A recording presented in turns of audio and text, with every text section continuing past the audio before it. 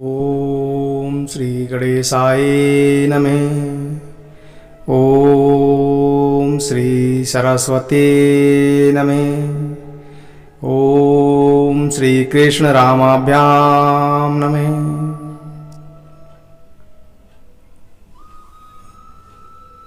इक्ष्वाकंसुवंशी महाराजा मानधाता के पुत्र थे राजा मुचुकुंद। एक बार इंद्र आदि देवता असुरों से अत्यंत भयभीत हो गए थे। उन्होंने अपनी रक्षा के लिए राजा मुचुकुंद से प्रार्थना की और राजा मुचुकुंद ने बहुत दिनों तक उनकी रक्षा की। बहुत दिनों के बाद देवताओं को सेनापतियों के रूप में स्वामी कार्तिकेय जी मिल गए।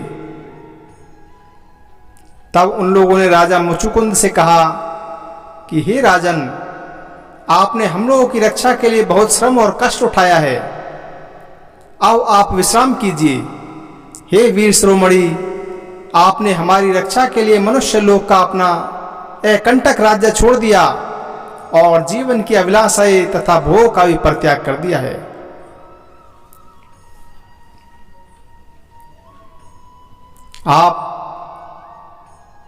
अब आपके पुत्र, रानियां, बंधु बांधव तथा आपके समय की प्रजा से कोई नहीं रहा है। सब के सब काल के गाल में चले गए हैं। काल समस्त बलवानों से भी बलवान है। वह स्वयं परम समर्थ, अविनाशी और भगवत स्वरूप है।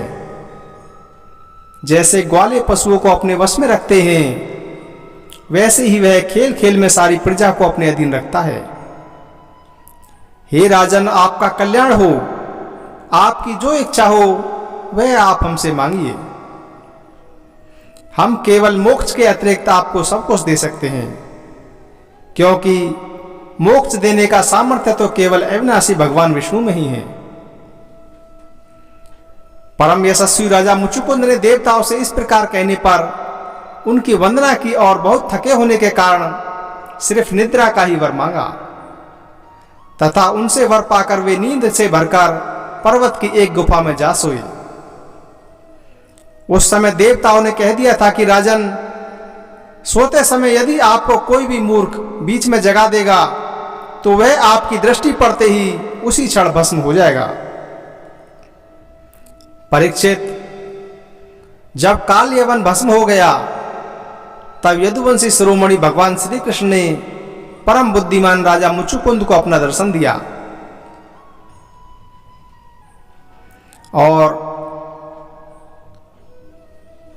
राजा मुकुचंद ने कहा कि आप कौन हैं? इस कांटों से भरे हुए घोर जंगल में आप कमल के समान कोमल चरणों से क्यों विचर रहे हैं? और इस पर्वत की गुफा में पधारने का आपका क्या प्रयोजन था? क्या आप समस्त तेजस्वियों के मूर्तिवान तेज तथा भगवान अग्निदेव तो नहीं हैं? क्या आप सूर्य, चंद्रमा, देवराज, इंद्रिया कोई दूसरे लोकपाल हैं? मैं तो ऐसा समझता हूं कि आप देवताओं के आराध्य देव ब्रह्मा, विष्णु तथा शंकर, इन तीनों में से पुरुषोत्तम भगवान नारायण ही है। क्योंकि जैसे श्रेष्ठ दीपक अंधेरे को दूर कर देता है, वैसे ही आप अपनी अंग कांति से इस गुफा का अंधेरा भगा रहे हैं। हे पुरुषश्रेष्ठ, यदि आपको रुचि हो तो हमें अपना जन्म, कर्म और गोत्र बतलाइए, क्योंकि हम सच्चे हृदय से उसे सुनने के इच्छुक हैं। और पुरुषोत्तम, यदि आप हमारे बारे में पूछें तो हम इक्ष्वाकुवंशी क्षत्रिय हैं। मेरा नाम है मुचुकुंद और प्रभु मैं महाराजा मानधाता का पुत्र हूं। बहुत दिनों तक जागते रहने के कारण मैं थक गया था। निद्रा ने मेरी समस्त इंद्रियों की शक्ति छीन ली थी, उन्हें बेकाम कर दिया था। इसी से मैं इस निर्जन स्थान में सो रहा था। अभी अभी किसी ने मुझे जगा दिया। अवश्य उसके पापों ने ही उसे जलाकर भस्म कर दिया है। इसके बाद शत्रुओं के नाश करने वाली परम सुंदर आपने मुझे दर्शन दिया। हे महाभाग, आप समस्त प्राणियों के माननीय हैं। आपके परम दिव्य और अक्षय तेज से मेरी शक्ति खो गई है, मैं आपको बहुत देर तक देख भी नहीं सकता। जब राजा मुकुचंद ने इस प्रकार कहा तब समस्त प्राणियों के जीवनदाता भगवान श्री कृष्ण ने हंसते हुए मेघ ध्वनि के समान गंभीर वाणी से कहा। भगवान श्री कृष्ण ने कहा कि प्रिय मुचुकुंद, मेरे हजारों जन्म कर्म और नाम हैं, वे अनंत हैं, इसीलिए मैं उनकी गिनती करके नहीं बतला सकता। यह संभव है कि कोई पुरुष अपने अनेक जन्मों में पृथ्वी के छोटे छोटे धूल कणों की गिनती कर डाले, परंतु मेरे जन्म गुण कर्म और नामों को कोई भी नहीं जानता। हे राजन, सनक सनंदन आदि परम ऋषि भी मेरे त्रिकाल सिद्ध जन्म और कर्मों का वर्णन करते रहते हैं, परंतु कभी उनका भी पार नहीं पाते। प्रिय मुचुकुंद, ऐसा होने पर भी मैं अपने वर्तमान जन्म कर्म और नामों का वर्णन करता हूं, सुनो। पहले ब्रह्मा जी ने मुझसे धर्म की रक्षा के लिए और पृथ्वी का भार बने हुए असुरों का संहार करने के लिए प्रार्थना की थी। उन्हीं की प्रार्थना से मैंने यदुवंश में वसुदेव जी के यहाँ अवतार ग्रहण किया है। अब मैं वसुदेव जी का पुत्र हूं, इसलिए लोग मुझे वासुदेव कहते हैं। अब तक कालनेमी का असुर जो कंस के रूप में पैदा हुआ था तथा प्रलंब आदि अनेकों साधु द्रोही असुरों का संहार कर चुका है। हे राजन, यह काल्यवन था जो मेरे ही प्रेरणा से तुम्हारी तीक्ष्ण दृष्टि पड़ते ही भस्म हो गया। वही मैं तुम पर कृपा करने के लिए इस गुफा में आया हूं। तुमने पहले मेरी बहुत आराधना की है और मैं हूं भक्त वत्सल, इसीलिए रास्ते तुम्हारी जो अभिलाषा हो मुझसे मांग लो, मैं तुम्हारी सारी लालसा अभिलाषाएं पूर्ण कर दूंगा।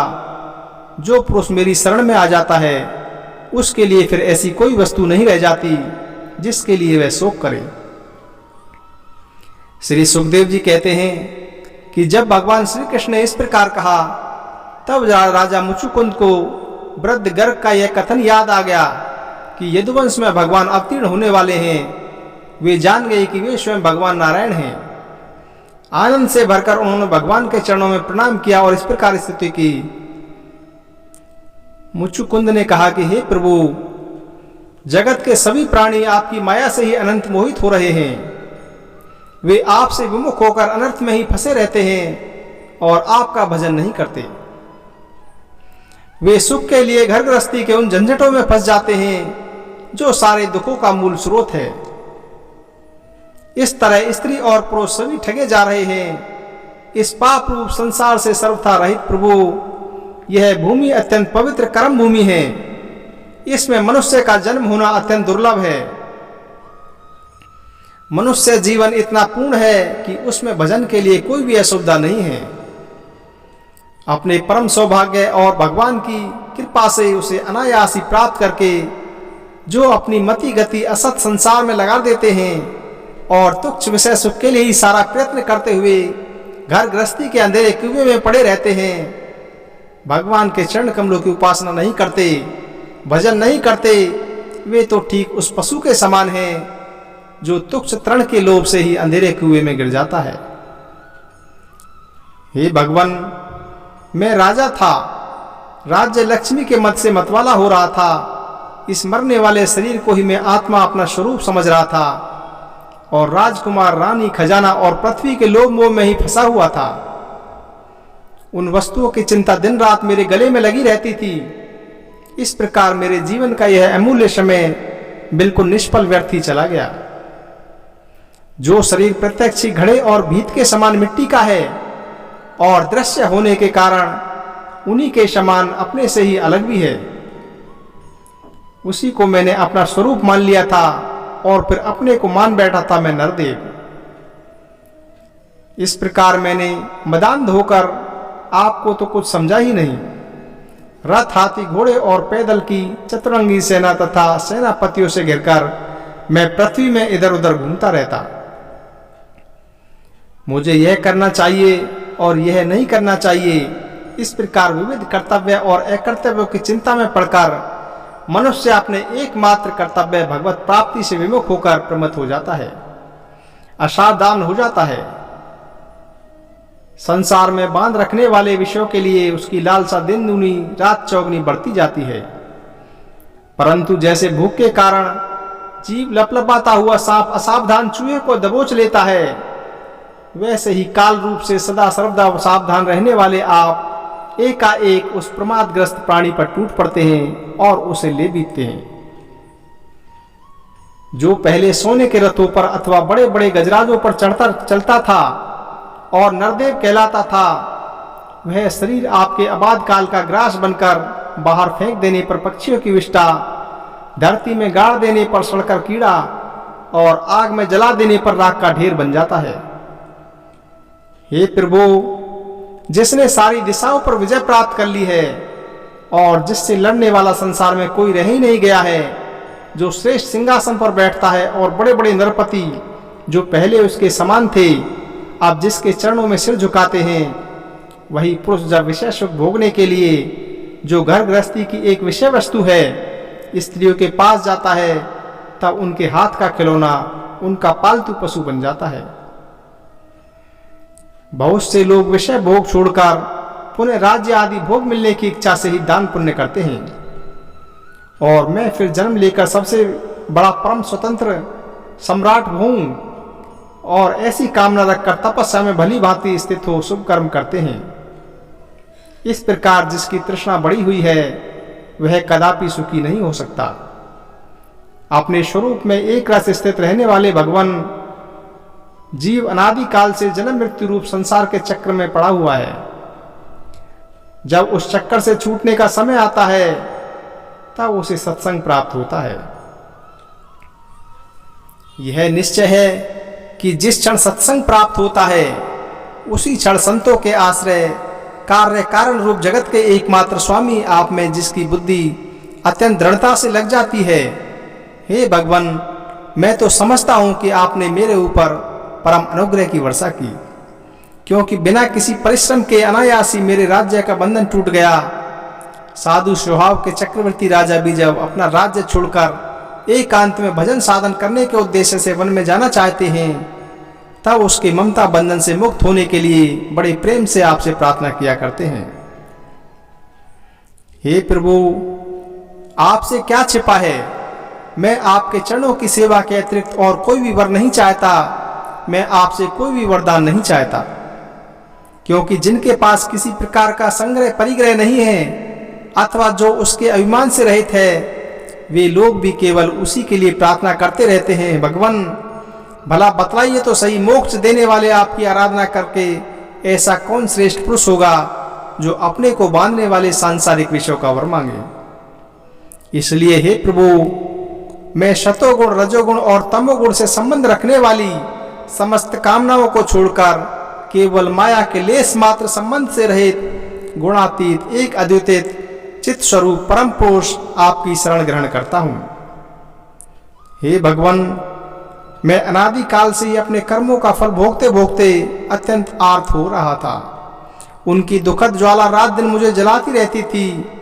मेरे 6 शत्रु, जिनमें 5 इंद्रिय और 1 मन, कभी शांत न होते थे।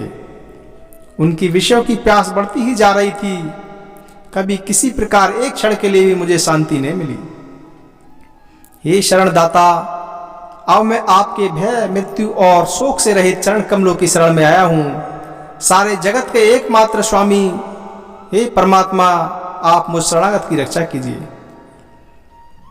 भगवान श्री कृष्ण ने कहा कि हे सार्वभौम महाराज, तुम्हारी मति, तुम्हारा निश्चय बड़ा ही पवित्र और ऊंची है। यद्यपि मैंने तुम्हें बार बार वर देने का प्रलोभन दिया, फिर भी तुम्हारी बुद्धि कामनाओं के अधीन न हुई। मैंने तुम्हें जो वर देने का प्रलोभन दिया वह केवल तुम्हारी सावधानी की परीक्षा के लिए। मेरे जो अनन्य भक्त होते हैं उनकी बुद्धि कभी कामनाओं के लालच में इधर उधर नहीं भटकती। जो लोग मेरे भक्त नहीं होते वे चाहे प्राणायाम आदि के द्वारा अपने मन को वश में करने का कितना भी प्रयत्न क्यों न करें, उनकी वासनाएं क्षीण नहीं होती। हे राजन, उनका मन फिर से विषयों में भटकने लगता है। तुम अपने मन और सारे मनोभावों को मुझ में समर्पित कर दो, मुझ में लगा दो। और फिर स्वच्छंद रूप से पृथ्वी पर विचरण करो। मुझ में तुम्हारी विषय वासना शून्य निर्मल भक्ति सदा बनी रहेगी। तुमने क्षत्रिय धर्म का आचरण करते समय शिकार आदि के अवसरों पर बहुत से पशुओं का वध किया है। अब एकाग्रचित्त से मेरी उपासना करते हुए उस पाप को भी धो डालो। जय श्री कृष्ण, जय श्री कृष्ण। भागवत भगवान की है आरती, पापियों को पाप से है तारती। ये अमर ग्रंथ, ये मुक्ति पंथ, ये पंचम वेद निराला, नव ज्योति जलाने वाला। हरि नाम यही, हरिधाम यही, यही जग मंगल की आरती, पापियों को पाप से है तारती। श्री भागवत भगवान की है आरती, पापियों को पाप से है तारती। ये शांति गीत पावन पुनीति, पापों को मिटाने वाला, हरि दर्श दिखाने वाला। यह सुख करनी, यह दुख हरनी, श्री मधुसूदन की आरती, पापियों को पाप से है तारती।